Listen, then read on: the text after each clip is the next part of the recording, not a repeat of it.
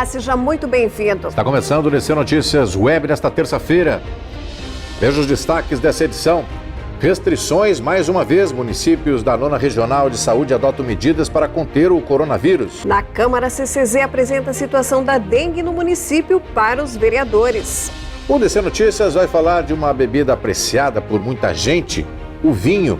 Especialista dá dicas de como apreciar. Terça-feira, 11 de maio de 2021, o DC Notícias Web já está no ar.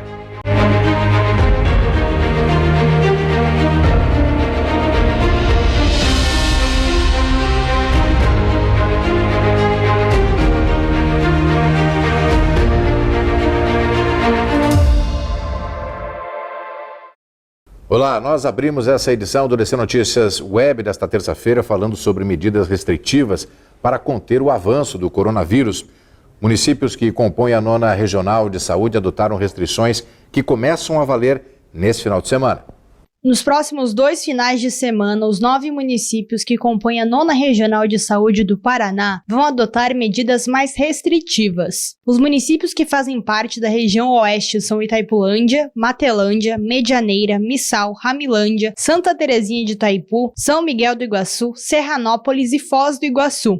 Seguindo as medidas do mês de março, o fechamento total das atividades e a restrição da circulação de pessoas vai acontecer a partir das 5 da tarde do sábado e se estende até às 5 da manhã de segunda-feira. A medida foi definida após uma reunião com prefeitos e secretários de saúde das 9 cidades, além da chefe da 9ª Regional, Lenita Santos. O decreto de Foz do Iguaçu será publicado no Diário Oficial.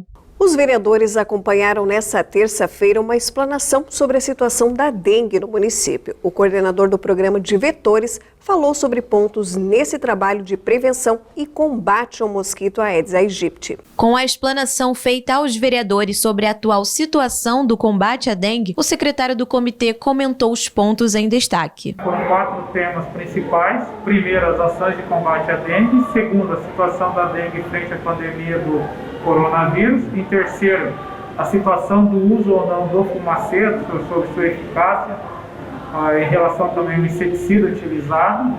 E em quarto, as novas alternativas que venham a somar as ações de combate já executadas pelo município. E ainda destacou as estratégias e o desafio de combater o mosquito em plena pandemia. São muitas, desde a questão lá no início de março de 2020, que é a questão do avanço dos casos de Covid. Então nós mudamos a nossa forma de trabalho, nós nos adaptamos àquela situação e agora em março de 2021 nós tivemos que fazer uma nova readequação, não estávamos mais conseguindo adentrar os pátios e quintais para fazer aí a vistoria, certo? Então competia a nós apenas as orientações do portão, mantendo uma distância segura e fazendo então a busca ativa de casos sintomáticos encaminhando para a unidade básica de saúde de referência. Apesar dos esforços das entidades, é essencial o papel conjunto da população ao combate à proliferação da dengue. É muito importante e primordial a participação popular, pois já é de conhecimento que de 50% a 60% dos criadores dos mosquitos eles estão no interior das residências, certo? Então isso faz com que o mosquito tenha as condições favoráveis para ele se reproduzir e a circulação simultânea de 2, 3 sorotipos, e agora o chikungunya e o zika, aumenta a probabilidade desse mosquito se alimentar de uma pessoa contaminada, certo? Se infectar e dentro em breve já começar a transmitir a doença naquela região. Um novo decreto flexibiliza os horários de funcionamento das atividades na vizinha Cidade do Leste.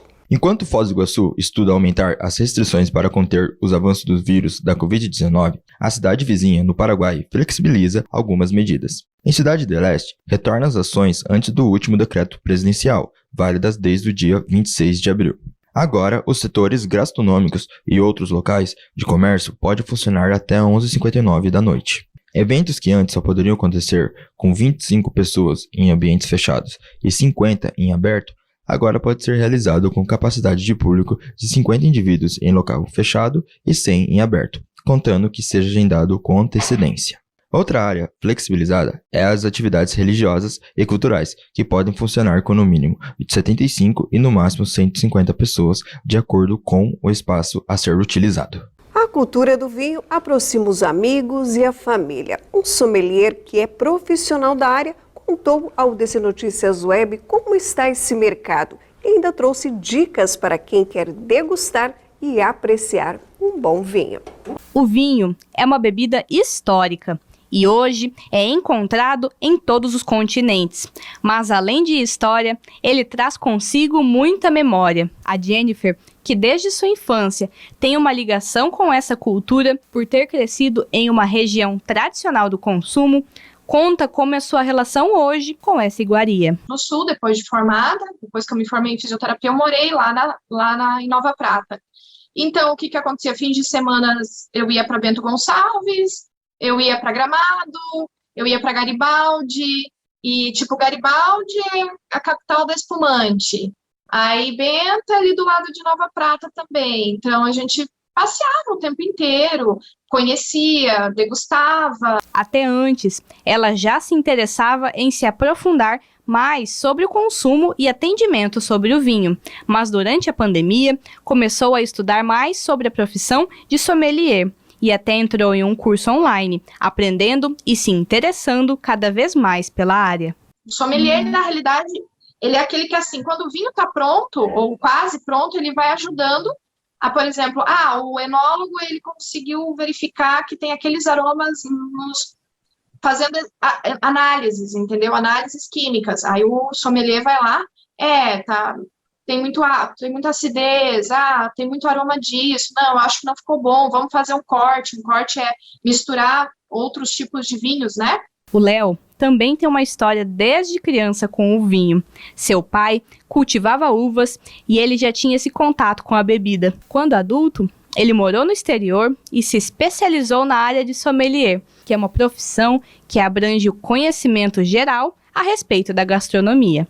O sommelier é isso, aquele que conhece do início ao fim, da água ao café. E ele sabe colocar para você cada coisa ao seu momento e com a alimentação adequada.